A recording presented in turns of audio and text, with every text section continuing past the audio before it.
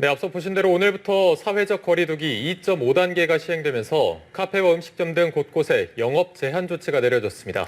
주말이면 젊은 층으로 넘쳐났던 홍대 분위기를 현장에 나가 있는 취재기자 연결해서 알아보겠습니다.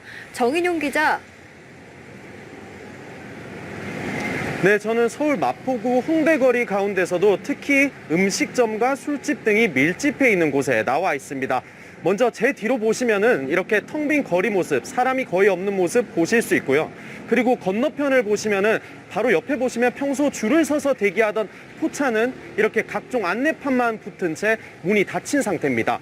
주변 술집들도 마찬가지인데요. 저렇게 건너편 술집도 영업을 현재 하지 않고 있는 상태입니다. 반면에 건너편에 이렇게 운동복 매장이나 편의점, 그리고 각종 안경점 등 이런 각종 상점들만 불이 켜진 채 운영이 되고 있는 상태입니다. 주말만 되면 북적이던 지하철 홍대 입구역도 사람이 줄어든 건 마찬가지였는데요. 원래 줄까지 서가며 계단을 오르기도 했던 곳인데 조금의 정체도 없이 뻥 뚫려 있었습니다. 대기 장소로 북적이던 출구 앞도 일부 외국인들만 보일 뿐 대체적으로 한산한 분위기였습니다. 쇼핑몰이 밀집한 곳은 그래도 사람들이 발길이 일부 이어졌는데요. 거리는 물론 실내 상점들까지 손님과 직원 모두 마스크를 쓴 모습을 볼 수 있었습니다. 네, 그리고 당장 잠시 후인 9시부터 일반 음식점 등은 포장과 배달만 되는 걸로 알고 있는데요. 구체적으로 이번 조치에 대한 설명도 함께 전해주시죠. 네, 그렇습니다.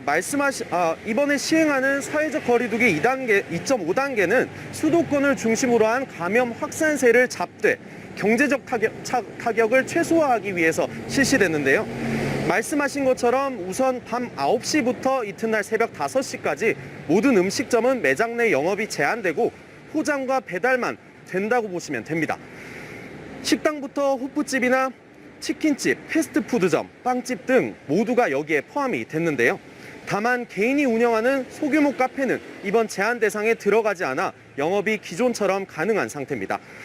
수도권의 프랜차이즈형 카페는 더 강력한 제재 대상이 됐는데요.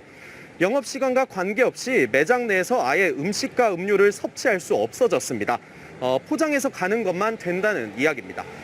독서실과 스터디 카페에도 사실상 영업을 못하게 하는 집합 금지 명령이 내려졌고 헬스장이나 당구장, 수영장 등 각종 실내 체육시설은 아예 운영이 중단됐습니다. 한편 서울시는 내일부터 사회적 거리두기 2.5단계 적용이 만료되는 다음 달 6일까지 밤 9시 이후부터 시내버스를 감축 운행하는데요. 일부 혼잡 노선과 심야버스, 마을버스를 제외한 325개 노선의 야간 운행 횟수를 기존 4,500여 회에서 3,600여 회로 줄이기로 했습니다. 지금까지 서울 홍대 거리에서 연합뉴스TV 정인용입니다.